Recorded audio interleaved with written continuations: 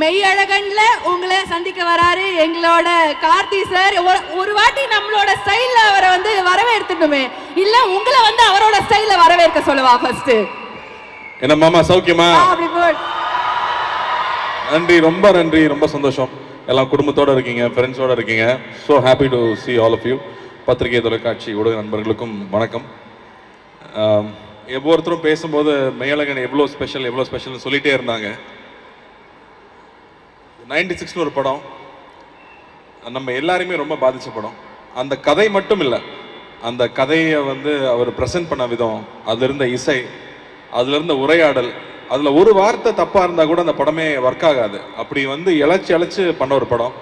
அந்த படம் பார்த்துட்டு நான் பிரேம் சார்கிட்ட கூப்பிட்டு நான் பேசியிருந்தேன். பியூட்டிஃபுல்லா இருந்துச்சுங்க. ஒவ்வொரு ஷார்ட்டும் வந்து மென்ஷன் பண்ணி சொல்ற மாதிரி நிறைய படங்கள்ல கிடைக்கிறது இல்லை. பெரிய வெற்றி படங்கள்ல கூட அது அமையறது இல்லை. பட் இந்த படத்துல இன்னைக்கு நம்ம மறக்க முடியாத ஒவ்வொரு காட்சி அவ்வளோ அழகா இருக்கும். அவர்கிட்ட கூப்பிட்டு பேசியிருந்தேன். அதுக்கப்புறம் ரொம்ப நாளுக்கு அப்புறமா வந்து நம்ம ஜெய்பீம் டைரக்டர் ஞானவேல் சொன்னாரு, ஏங்க உங்களுக்காக ஒரு கதை வச்சிருக்காரு, உங்கள்கிட்ட கொடுக்க மாட்டேங்கிறாரு, பயப்படுறாருன்னு மட்டும் சொன்னாரு. இப்படி ஒரு மனுஷன் எனக்கு ஒரு கதை வேற எழுதி வச்சுட்டு கொடுக்க மாட்டேங்கிறாருன்னு உடனே டபார் நானே மெசேஜ் போட்டேன். வேற யாருக்கும் போயிடக்கூடாது, நமக்கு வரணுங்கிறதுக்காக. ஸோ அவருக்கு மெசேஜ் பண்ணி சொன்னேன், நம்ம மீட் பண்ணலாமா, எனக்கு இந்த கதை ரெடியாக இருந்தால் கொடுங்கன்னு சொன்னேன். அவர் வந்துட்டு ஒரு புக்கு கொண்டு வந்தாரு. இந்த புக்கை மட்டும் நீங்கள் படிச்சிருங்க அப்படின்னு சொன்னார். சரிங்க அண்ணா. இப்போ நடுவில் நீங்கள் வேறு எதுவும் படம் பண்ணலையா அண்ணா? 96 முடிச்சுட்டு 6 வருஷம் படம் பண்ணலைங்க இந்த மனுஷன். எப்படி இவங்க ஃப்ரெண்ட்ஸ் விட்டு வச்சாங்கன்னு தெரில, வேற இல்லை ப்ரொடியூசர்ஸ் தான் எப்படி விட்டு வச்சாங்கன்னு தெரில. பட் அதுதான் பிரேம். ஒரு பணம் புகழ் பின்னாடி ஓடுற ஆள் இல்லை. அந்த ஆர்ட்டுக்காகவும் அந்த எழுத்துக்காகவும் மட்டுமே இருக்கிற ஒரு அபூர்வ சில மனிதர்கள் இருப்பாங்களே, அந்த மாதிரி பொருட்காட்சியில் வைக்கிற பீஸ் இவர். அப்படி ஒரு ஆள் வந்து ஒரு அழகான ஒரு ஸ்கிரிப்டை கொண்டு வந்து கொடுத்தாரு. ஸ்கிரிப்ட் படித்தேன். படிக்கிறதுக்கு ஒரு 3 மாதம் ஆயிடுச்சு. ஏன்னா அப்புறம் கண்டினியூஸாக ஷூட்டிங்கில் இருந்தேன். அந்த புக்கை படிக்கும் போதே ஒரு 6 இடத்துலையாவது கண்ணில் தண்ணி போயிட்டே இருக்கு. ஐயோ பேப்பர் நனைஞ்சிருச்சேன்னு சொல்லி நான் திருப்பிட்டு இருக்கேன். படித்து முடிச்சுட்டேன். எனக்கு வந்து அந்த அந்த புக்கை பற்றி என்ன சொல்கிறதுனே தெரியல. ஏன்னா மனசுக்குள்ளே வந்து சக்தி சொன்ன மாதிரி அவ்வளோ உணர்ச்சிகளை கொண்டு வருது. நான் தேங்க்ஃபுல்லி நாங்கள் வந்து ஃபர்ஸ்ட் ஜென்ரேஷன் தான். நான் அப்பா அம்மா வந்து கிராமத்துலேருந்து வந்தவங்க. நான் சென்னையில் படிச்சிருக்கேன். பட் என்னோட ஹாலிடேஸ் ஃபுல்லாக கிராமத்தில் தான் இருக்கும். இந்த படம் வந்து இந்த புக்கு படிக்கும்போது எனக்கு இருந்த உணர்வு என்னென்னா, இது தமிழ்நாடு, இது நம்மளுது இல்லை, இதுதான் நாம இல்லை அப்படிங்கிற ஒரு உணர்வு வந்துட்டே இருந்துச்சு. அது கரெக்டாக கோவிடுக்கு அப்புறம். அதுங்க இந்த படம் கூட இந்த புக்கு கூட கோவிட்ல எழுதின புக்குன்னு தான் நினைக்கிறேன். ஏன்னா கோவிட் வந்து அந்த பீரியட் நம்ம எல்லாருமே யோசிக்க வச்சிருக்கு. நம்ம எங்கே போயிட்டு இருக்கோம், நம்ம அப்பா அம்மா என்ன இருக்காங்க, அப்பா அம்மா கிட்ட பேசுகிறோமா, அண்ணன் தம்பி கூட பேசுகிறோமா, நம்ம சொந்தக்காரங்க கூட பேசுகிறோமா, நம்ம ஊருக்கு போகிறோமா, நம்ம குலதெய்வம் கோயிலுக்கு போகிறோமா, அந்த தேடல் எல்லாருக்கும் இருந்துகிட்டே இருக்கு. நான் இப்போ வந்து சென்னையில் ஒரு தீபாவளி பொங்கல்னா சென்னை காலி, இங்கே யாருமே இருக்கிறது இல்லை. டோல்கேட்டில் போய் நின்னோம்னா அத்தனை வண்டி நிற்குது. எல்லாரும் ஊருக்கு தான் போயிட்டு இருக்காங்க. எல்லாருக்குமே ஒரு தேடல் இருக்கு. நம்மளுடைய ரூட்ஸ் என்னவோ அதை விட்டுறக்கூடாதுங்கிற தேடல் இருக்கு. அதை மிக கச்சிதமாக கேப்சுலேட் பண்ணுற படமாக நான் மெய்யழகன் பார்க்குறேன். அண்ட் இந்த படம் வந்து படம் பார்த்தவங்க ஒவ்வொருத்தராக வந்து பிஸ்னஸில் பார்க்குறாங்க, அப்ரிஷியேட் பண்ணுறாங்க. எப்படிங்க அந்த கதையை தேர்ந்தெடுத்தீங்கன்னாங்க, ஏங்க இவ்வளோ கமர்ஷியலான ஒரு படம், இது ஏங்க நான் பண்ணக்கூடாது அப்படின்னு தான் சொன்னேன். ஆக்ஷனும் காதல் காட்சி மட்டுமே கமர்ஷியல் ஃபிலிம் கிடையாது இல்லையா? ஸோ அந்த மாதிரி இதில் வந்து அவ்வளோ அற்புதமான விஷயங்கள் இந்த படம் பேசுது. ஸோ அந்த வகையில் இந்த படம் எனக்கு கிடைச்சதுல ரொம்ப ரொம்ப சந்தோஷம். அதுக்கப்புறம் எங்கள் அண்ணன் மேட்ருக்கு வரேன். அவர் என்னமோ என்ன அண்ணன்ட்டார், அருண்சாமி சார் என்ன நினைச்சிட்டு இருக்கீங்க நீங்க? ஏன் சார் அதுல வேற வந்து இவ்வளவு பிரஸ் இருக்காங்க, கையெல்லாம் வச்சு மிரட்டுறாரு. ரொம்ப ஓவரா போயிட்டு இருக்கு, பயமா இருக்கு.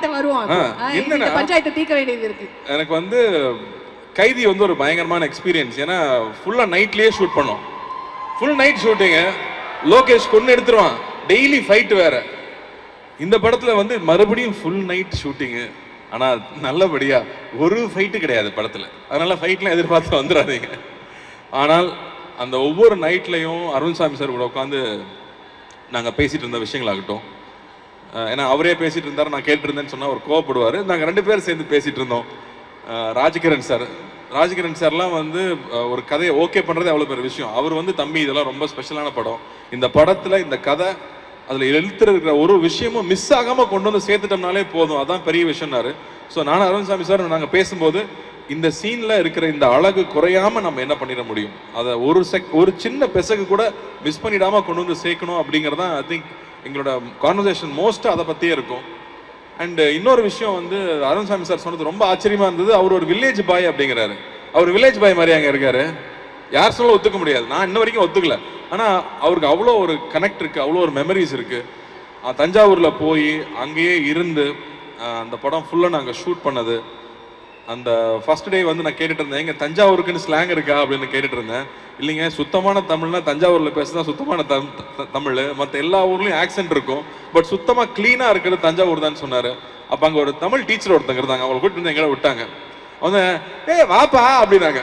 ஓ இதுதான் தஞ்சாவூரான்னு அப்பவே புரிஞ்சுக்கிட்டேன் நான். அதாவது வெள்ளந்தியா ஒரு சின்ன ஒரு பிளாக் கூட இல்லாமல் நம்மளை பற்றி என்ன நினைப்பாங்கன்னு யோசிக்காம அப்படி அன்பை கொட்டுறது இருக்கு இல்லையா, அது அந்த ஒரு செகண்ட்ல புரிஞ்சுது. அதை பிடிச்சிக்கிட்டு தான் படம் ஃபுல்லாக நான் ட்ராவல் ஆனேன்னு சொல்லலாம். அண்ட் பாலா சார் ஒரு இடத்துல அழகாக சொல்லியிருந்தாரு, 2 பேர் உட்காந்து பேசுறதே ஒரு ஒரு அழகான ஒரு திரைப்படம் அப்படின்னு சொன்னார். அந்த மாதிரி வந்து ரொம்ப நாளுக்கு அப்புறமா சந்திக்கிற 2 பேர் பகிர்ந்துக்கிறதுக்கு அவ்வளோ விஷயங்கள் இருக்கும், அதில் அவ்வளோ சுவாரஸ்யம் இருக்க முடியும். அதை வந்து எப்படி தான் இந்த மனுஷன் எழுதினாரே தெரியல, அதுவும் 6 நாளில் எழுதுனேன் அப்படின்னு சொல்றாரு. இது என்னமோ வந்து அப்படியே ஒரு ஃப்ளோவில் எழுதின ஒரு கதைன்னு நினைக்கிறேன். ஸோ இந்த படம் நடித்தது எனக்கு அவ்வளோ ஒரு சந்தோஷம். அண்ட் 27th இந்த படம் வரப்போகுது. It will be an other special film. 96 எந்த அளவுக்கு ஸ்பெஷல் ஃபில்மோ அந்த அளவுக்கு இந்த படமும் ஒரு ரொம்ப ரொம்ப ஸ்பெஷல் ஃபில்மாக இருக்கும்னு நான் நம்புகிறேன். அண்ட் முக்கியமாக கோவிந்த் வசந்தா மியூசிக் பற்றி சொல்லணும். 96 காதலே காதலே வந்து இன்றைக்கும் எல்லாரும் ஒய்ஃபுக்கும் லவருக்கும் வச்சிருக்கிற ரிங்டோன் வந்து காதலே காதலேன்னு அந்த பாட்டு தான் இருக்குது. அந்த மாதிரி அவன் ஊருக்கு போகும்போது இந்த படத்தோட பாட்டை கேட்டுட்டு போகாமல் இருக்க மாட்டாங்க. அண்ட் அகைன் கமல் சாருக்கு பெரிய நன்றி சொல்லணும். அவருடைய அந்த ஒரு லயன்ஸ் வாய்ஸ்ன்னு சொல்கிறதா அவர் பாடி கொடுத்தது அந்த படத்தில் வர ஒரு ரொம்ப முக்கியமான ஒரு கட்டம். அதுக்கு அவர் ஆட் பண்ண வேல்யூ வந்து கொஞ்சம் கிடையாது. ஸோ கமல் சார், நம்ம உலக நாயகன் அவர்களுக்கு மறுபடியும் உங்கள் எல்லாரும் முன்னாடி நான் நன்றி சொல்லணும்னு நினைக்கிறேன். அண்ட் இந்த கதை அழகாக வந்து சேரணும் அப்படிங்கும்போது 96ல் இருக்கிற ஒவ்வொரு பொக்கிஷம், ஒவ்வொரு டெக்னீஷியனும் அப்படியே இந்த படத்துக்குள்ளே வந்தது. மகி வந்ததாகட்டும், இல்லை கோவிந்த் வசந்தா வந்ததாகட்டும், எடிட்டர் ஆகட்டும், அவங்க அப்படியே இந்த படம் இந்த கதையே அவங்கள தேர்ந்தெடுத்துக்கிச்சு. அந்த கதை என்னென்ன தேவையோ அதை ஒவ்வொன்றா செதுக்கிச்சுன்னே சொல்லலாம். ஸோ அந்த மாதிரி ஒரு ரொம்ப ரேர் ஃபில்மாகவே நான் அதை பார்க்குறேன். So it's very very special for all of us. And 2D அண்ணா கிட்ட கொடுத்துட்டா பிரச்சனையே இருக்காது. இந்த படம் எப்படி வரணுமோ மிஸ் ஆகாமல் கரெக்டாக வந்துடும், கரெக்டாக கொண்டு வந்து சேர்த்துருவாங்கன்னு எனக்கு ஒரு நம்பிக்கை இருந்துச்சு. அந்த வகையில் இந்த கதைக்கு என்னென்ன தேவையோ அத்தனை விஷயங்களும் ஏற்பாடு பண்ணி கொடுத்து முழுசாக வந்திருக்கு இல்லையா, அந்த ஒரு வடிவம் இருக்குல்ல, அது I feel it's very very special. And again நம்மளோட லக்கி ஆங்கர் அஞ்சனாவும் இங்கே வந்துட்டாங்க. படம் நிச்சயம் வெற்றி பெறணும். Okay sir. எஸ், பாருங்க. Thank you thank you thank you sir. நாங்க வந்து ஒவ்வொரு கிராமத்து கதையிலும் நாங்க ரசிச்சது வந்து நீங்க அந்த எடுத்து பேசுற ஸ்லாங் தான். நீங்க இப்ப சொல்லிட்டீங்க இதுக்கு ஸ்லாங்லாம் கிடையாது, இதுதான் வந்து நார்மலா சூப்பரான ஒரு தமிழ், அதை வந்து நான் பேசியிருக்கேன்னு. என்ன மாமா சௌக்கியமாவா நாங்க கேட்டுட்டோம். தஞ்சையில இருக்கிற அந்த எப்படி பேசுனீங்கிறது எங்களுக்கு கேட்கணும்ல. ஒரு 2 டைலாக் அப்படியே எடுத்து விட்டீங்கன்னா சொன்னா சென்சார்பாங்க. எல்லாருக்கும் பிடிச்சிருக்கிறது வந்து பரவாயில்ல சொல்லுங்க, அதெல்லாம் நம்ம கட் பண்ணி பீப் போட்டுக்கலாம். அத்தான படம் ஃபுல்லாக வந்து அருண்சாமி சார் அத்தான்னு பேசிய கொலை எடுத்துட்டேன் நான். அதில் ஒரு சீனில் வந்து சாப்பிட்டுட்டு இருப்போம், அவர் பர்ஸில் நிறைய காசு இருக்கும். இவ்வளோ காசை யாராவது பேக்கில் வைப்பாங்களா? பர்ஸில் தானே வைக்கணும். அவர் வேறு சாப்பிட்டு இருக்காரு, அவர் எழுப்பணும். எப்படி எழுப்புறது? அதான் கொஞ்சம் சூத்தாம்பட்டியை தூக்குங்க அப்படின்னு சொல்லிட்டு பர்ஸில் வச்சு விடணும். அந்த வார்த்தை எனக்கே புதுசாக இருந்துச்சு. இப்படி தான் பேசுவாங்களான்னா இல்லை எங்கள் ஊரில் இப்படி தான் பேசுவாங்க அப்படின்னு சொன்னாங்க. ஸோ இந்த யதார்த்தம் இருக்கு இல்லையா, எந்த ஒரு ஸ்க்ரீன் இல்லாமல் ஃபில்டர் இல்லாமல், நம்ம நோ ஃபில்டர்னு போடுவோம்ல ஹேஷ்டேக்ல, அந்த மாதிரி நோ ஃபில்டர் ஜோன்ல இருக்க ஒரு கேரக்டர். நம்ம ஊர்ல பொதுவா ரொம்ப நல்லவனா இருக்கிறவன், பாசமா இருக்கிறவனை வந்து ஏமாளின்னு சொல்லிடுவோம். ஆனா அந்த மாதிரி கேரக்டர்ஸ் அவர் கிரியேட் பண்ண கேரக்டர் வந்து மற்றவங்க என்ன சொன்னாலும் தன்னோட இயல்புல இருந்து மாறாம இருக்கிற கேரக்டர் இருக்கு இல்லையா. ஸோ அதுதான் அந்த கேரக்டர். அது ரொம்ப பியூட்டிஃபுல்லா எழுதியிருக்காரு அவரு. ஸோ அதுல அவருக்கு தான் எல்லா பெருமையும். Fits like a glove sir. Karthi sir அந்த மாதிரி தான்ங்கிற மாதிரி தான் நாங்கள் பார்த்துருக்கோம். இன்னும் ஒரு விஷயம் என்னன்னா, நம்ம டைரக்டர் சாருக்கு வந்து ஒரு அழகான ஒரு நாஸ்டாலஜிக் கனெக்ட் வந்து அந்த பாடல்கள் மூலயமா கொடுக்கறத 96லயே வந்து பார்த்தோம் இல்லையா.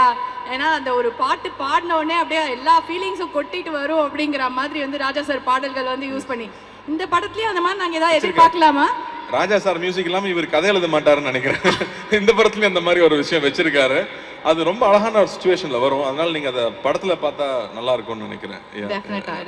அண்ட் வந்து நான் கேட்டேன், எங்க இது வந்து அபவ் 35ல இருக்கிறவங்க எல்லாருக்கும் ரொம்ப பிடிக்கும், 20ஸ்ல இருக்கிற பசங்களுக்கு பிடிக்குமா? இந்த மாதிரி ஒரு நாஸ்டாலஜிக்கான ஒரு கதை பிடிக்குமான்னு கேட்டா இல்லைங்க நான் ஃப்ரெண்ட்ஸ் கிட்ட சின்ன சின்ன பசங்கிட்ட வந்து படிக்க ஆரம்பிச்சேன். அட பாவிகளா, நீங்க இவ்வளவு சந்தோஷமா வாழ்ந்துருக்கீங்களா, நான் எந்நேரமும் ஃபோனுக்குள்ளேயே இருக்கோம், எங்களுக்கு இந்த அவுட்டோர் லைஃபே தெரியல அப்படின்னு சொன்னாங்க. இந்த மாதிரி சொந்தங்கள் இருக்குன்னு தெரியலன்னு சொன்னாங்க. ஏன்னா இங்க எல்லாருமே சிங்கிள் சைல்டு ஆயிடுச்சு. ஸோ அப்போ அத்தை மாமா சித்தப்பாங்கிற அந்த சொந்தங்களும் இல்லாம போயிடுது, கசின்ஸுங்கிற விஷயமே இல்லாம போயிடுது இல்லையா? ஸோ அப்படி இருக்கும்போது அவங்களுக்குமே இது ரொம்ப புது எக்ஸ்பீரியன்ஸா இருக்கும்னு நான் நம்புறேன். ஓகே, ஸோ நம்ம எல்லாருக்குமே வந்து ரொம்ப அழகான ஒரு விஷயம் வந்து பண்ண ஒரு தெரப்பி மாதிரி நாங்கள் போய் பார்க்கலான்னு நினைக்கிறேன் சார் இந்த படத்தை. அண்ட் சரி, ஏதோ உங்களை ரொம்ப தொல்லை பண்ணுறேன்னு சொல்லிட்டே இருந்தார் ஒரு படத்தில் இருக்க மாதிரியே தொல்லை பண்ண. என்ன அப்படி தொல்லை பண்ணீங்க? என்னங்க, நைட் ஷூட்டிங் போயிட்டு வருவோம். நைட் ஷூட்டிங் போயிட்டு வெறும் வயிற்றுல தூங்க முடியுமா? தூங்க முடியாது. காலைல சாப்பிடணும். இவர் தூங்குறேன் பாரு. உடனே காலைல எழுப்பி வாங்க சார் சாப்பிட போகலான்னு சொல்லி சாப்பிட்டு போய் தூங்க வச்சிருவேன். அதுக்கப்புறம் கரெக்டாக 1 மணிக்கு எனக்கு பஸ்ஸும் அவர் தூங்கிட்டு இருப்பாரு. திரும்ப 1 மணிக்கு எழுப்பி வாங்க லஞ்சு கம்பெனி கொடுங்கன்னு கூட்டிட்டு போவேன். ஸோ இந்த மாதிரி சின்ன சின்ன தொல்லைகள் தான். 1 மணிக்கு ஒரு மனுஷனை தூக்கத்துலேருந்து எழுப்பிட்டு சாப்பிட்றதுக்கு அதுவும் அப்படின்ற இல்லைங்க, இந்த படத்தில் அட்வான்டேஜ் என்னன்னா சாங் ஃபைட் இந்த பிரச்சனை எல்லாம் இல்லை. ஸோ டயட்லாம் இருக்கணும்னு அவசியம் இல்லை. காரைக்குடியில் வேற தங்கியிருக்கோம், சாப்பாடுக்கு சொல்ல வேணுமா? அதனால 2 பேருமே ஃபூடிஸ் ரொம்ப என்ஜாய் பண்ணியிருக்கோம். மகி சொல்லிட்டு இருந்தார் இல்லையா, திண்டுக்கல்ல ஒரு ரெஸ்டாரண்ட் கூட்டிட்டு போனாரு, பேர் சொல்லலாம் இல்லை சார், பொன்ராம். காலையில 8 மணிக்கு பிரியாணி சாப்பிட்ருக்கீங்களா? காலையில 8 மணிக்கு பிரியாணி, அதாவது தம் திறந்த உடனே சார் கூட்டிட்டு போய் வாங்கி கொடுத்தாரு. நன்றி சார்.